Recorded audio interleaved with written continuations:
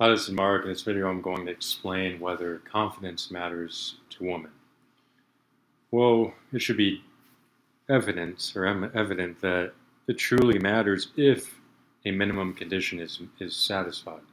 Now, the minimum condition is that there's a absolute minimum standard for looks, and this has to do with how many masculine features you exhibit, because a heterosexual woman is sexually attracted to a man due to the masculinity.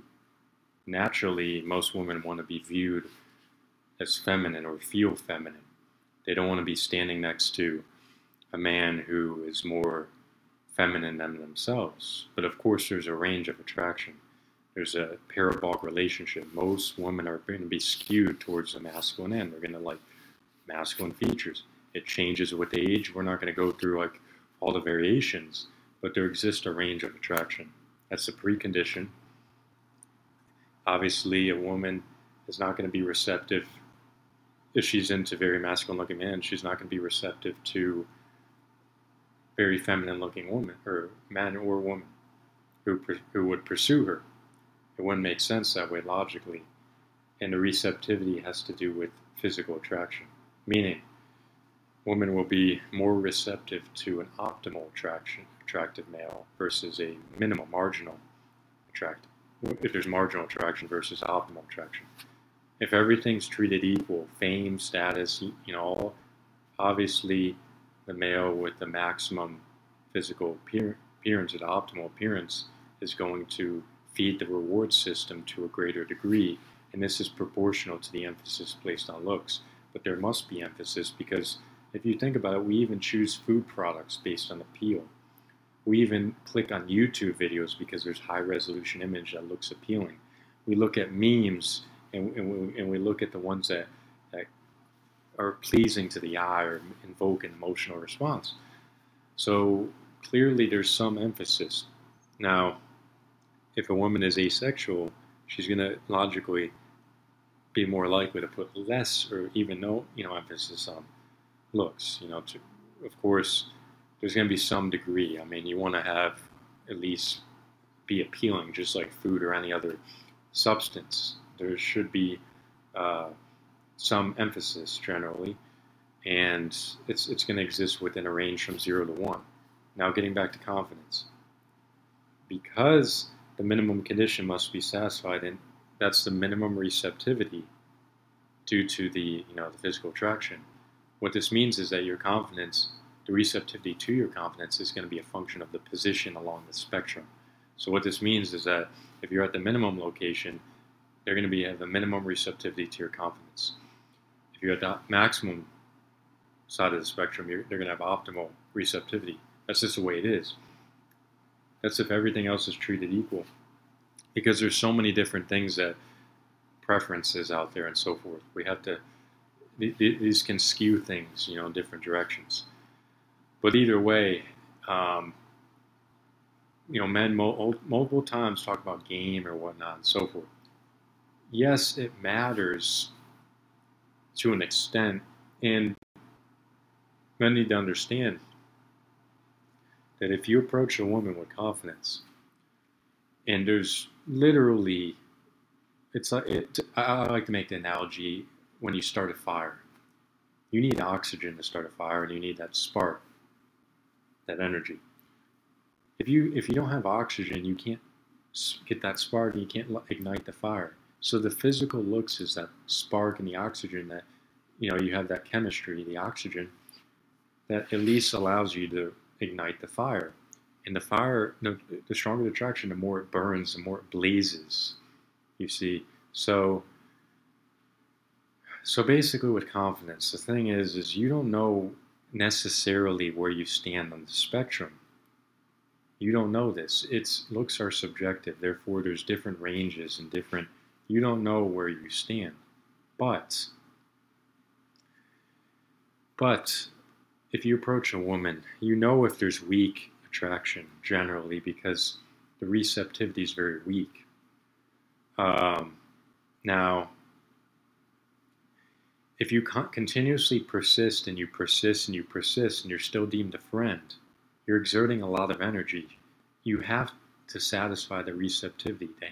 It's like, a very feminine looking male trying to approach a woman who likes very masculine looking men and expects to get into the door with confidence. It's not going to happen. I mean, these are extreme cases, but I'm just saying there has to be that minimum standard. And of course, someone who really likes masculine looking men is going to have a range that's skewed north, skewed towards the masculine side. So they're going to be more receptive to men who are within that range, and therefore, if you got to pick your battle, you got to pick basically not waste too much energy and just know and move on. So, I mean, yes, you can be persistent. If you get money, yes, it's possible they may, go for those substances. But the problem is that's very, if there's not strong affinity, the probability of, them, it goes both ways. The probability of cheating is much higher. It's dissatisfaction. And this is especially true when you're in your sexual peak in the 20s. That's why emphasis on looks is greater generally when you're in your 20s. And then it starts depreciating, and you notice this. And then women generally settle for less over time, and men, tend to have more of an upper hand when they get older. Less of an upper hand when they're younger in their 20s. But either way, you got to know, which women are receptive to you. If they are receptive and are open to you, because I've approached multiple women, and, I was ignored multiple times. They didn't even look me in the eye or allow me to give me an opportunity to converse. Some of them called me ugly, extremely ugly, repulsive. One woman said I looked like a rat. Another woman said I have butterface. I'm the male version of butterface. Basically, my face is extremely unappealing. And basically, I can't control who finds me attractive. I had one girl say I should be Frankenstein for something like that. It was just, I get all these comments, and then, it's evident that looks matter a lot, and I can't expect receptivity. And I've noticed, like, even when I approach, because when you approach, it shows confidence. That's the initial spark, and if there's no receptivity and they're ignoring you or give you a menacing or grimacing look, or mention they have a boyfriend off the bat, or even tell you to go away and so forth, you're not going to waste your energy and time. I mean, you can't expect a woman to be attracted to you, and if you're relatively unattractive, which I definitely am in my area, because I'll tell you this, on Tinder, I've swiped right 100%, over 5,000 times. Over 5,000 times. 0 likes. 0 likes. It's amazing. And then when I watch a woman swipe, they get tons of options. I'm telling you, 5,000 plus attempts, 0 likes. How unattractive do you have to be to meet that? I mean, because Tinder, we know, is based on image. It's based on, you're just swiping based on what looks good. So, yeah, it's quite degrading. And it's kind of my reality too, or because when I approach, they just aren't receptive to my presence. And I've realized that some of this is environmental. In a certain environment, you're going to have women who have a certain type of male who they deem attractive, and this is social influence as well. But of course, there's always going to be someone who finds you attractive. You got to kind of go in different environments and then find the one who is receptive, because that's when confidence spurs the attraction. You need to meet that condition, otherwise it's not going to give you much leverage, because it's a function of the initial position of looks and attraction. And if there's not much, if the position's too low, you're not going to get that amplification, because a woman wants to feel feminine and she wants to feel good, and you want to be that manly, have that manly persona, because if you look feminine, they're going to associate you with that. Your personality is going to be somewhat of an illusion.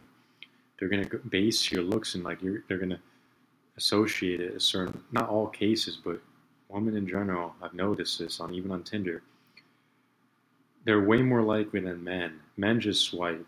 This is the difference I've noticed. And women will judge personality based off of looks. But again,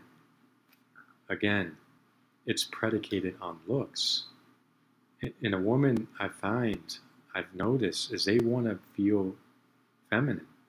They want to. That's why they go for this persona, because it's a social image that makes them. Because I think I've noticed that women are more inclined to uh, value like social status, and makes sense because it's a position. They value traits that increase the probability of survival.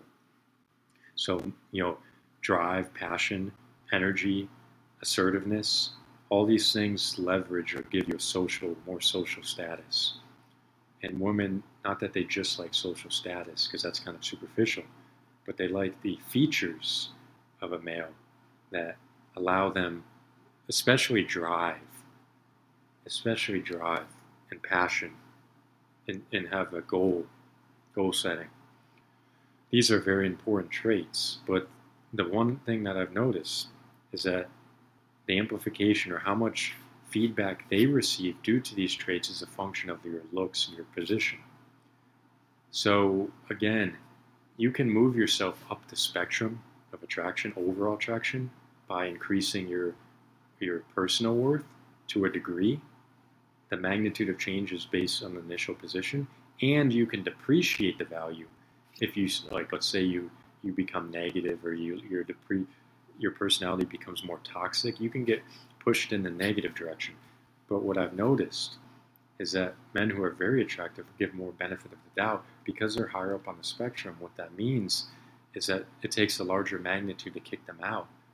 That's why, you could have a guy who's has all these negative traits, but it's overlooked because you can't focus on the positive and the negative at the same time. So the logic here is, if sexual affinity is strong, you get that dopamine rush, you feel great, it's a positive feedback loop.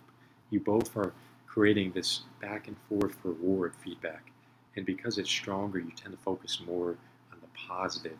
It eradicates or negates the negative, so you don't focus. You kind of may become inclined to overlook these negative traits. That's why looks are extremely essential, and it's better to be up there on the spectrum. But because it's subjective, if you're in a position along the spectrum for one woman, it's a different position for another woman. It's a different position. It's a different position. So we can't create this rating system. Men all the time, they're like, oh, he's average, or he's this, he's a 6, he's a 5, he's a 2, It's not going to apply for all cases. Of course, the pattern, you may have a higher probability it's going to be within a confined region. Of course, if a male is extremely attractive, like an actor, most women are going to find that attractive. It's just, there is some universal objectivity here.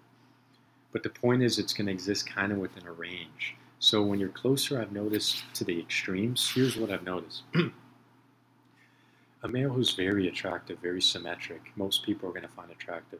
A male who's very unsymmetric, or at the other extreme, very unattractive or has blemishes, most people are going to find relatively unattractive. Men who are average, you're going to find more deviance. Here's where the playing field, you have a lot of deviance. It's more skewed, it's more scattered.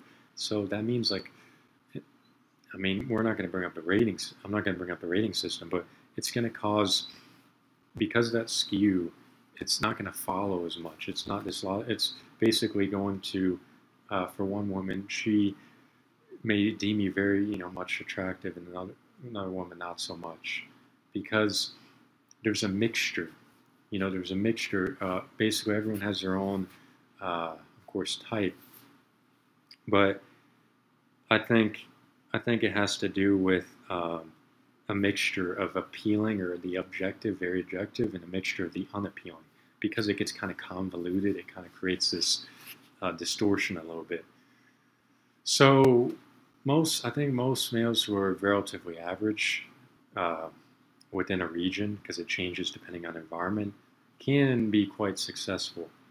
And women are relatively receptive to them, so they can use their confidence as good leverage. But if you're well outside the bound, good luck. It's basically, you have to meet or get in that minimum condition, which basically the minimum condition is it's based on the optimal idealized personality and the absolute minimum looks required to yield chemistry.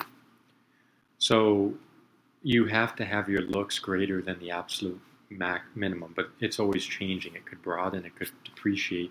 The standards could change over time, like I mentioned before in another video, So it's not over necessarily at the at the point, like in the present, it may be you may not get an opportunity, but in the future you may. If you work on yourself, if you work out, you leverage your appearance to a degree. So it's about kind of working on what really, what truly matters. And obviously attraction matters a lot. Obviously, personality matters a lot. Obviously, confidence, how you carry yourself. It's all about progression. It's all about movement. So, unfortunately, if you're on the lower end of the spectrum, it's way more difficult to kind of utilize the confidence because majority of women may not be receptive enough, and that's the problem. So it is life. It's the point. Life is not fair. Some men have women swooning after them on a daily basis. Other men are like ghosts, and in this day and age, it's becoming more skewed because of social media, dating apps, and standards are rising because the demands of society are rising. It's just the way it is, and we can't control what nature, the biological needs and the drives. We just can't. So the best thing to do is work on yourself, not letting the noise destroy, because you either depreciate in your life or you go in the other direction. You improve or you degrade over time, and you lose basically you lose value. It's always good to try to progress. Even if you climb a mountain, you don't have to climb at a steep rate. You could climb the inclination angle, even if it's a shallow angle, is still good enough. And you kind of have to play with the cards that are given and try and be persistent and go to different environments if you want to be successful, because due to the subjectivity of looks, that means that within different regions you're going to find deviance. So you can hit targets, and you may not hit the right target in a certain region. You may be well outside the bounds, but if you go to a new region, you're going to get closer and closer. It really depends. So that's what my view on this. Hope you enjoyed, and I'll see you next time.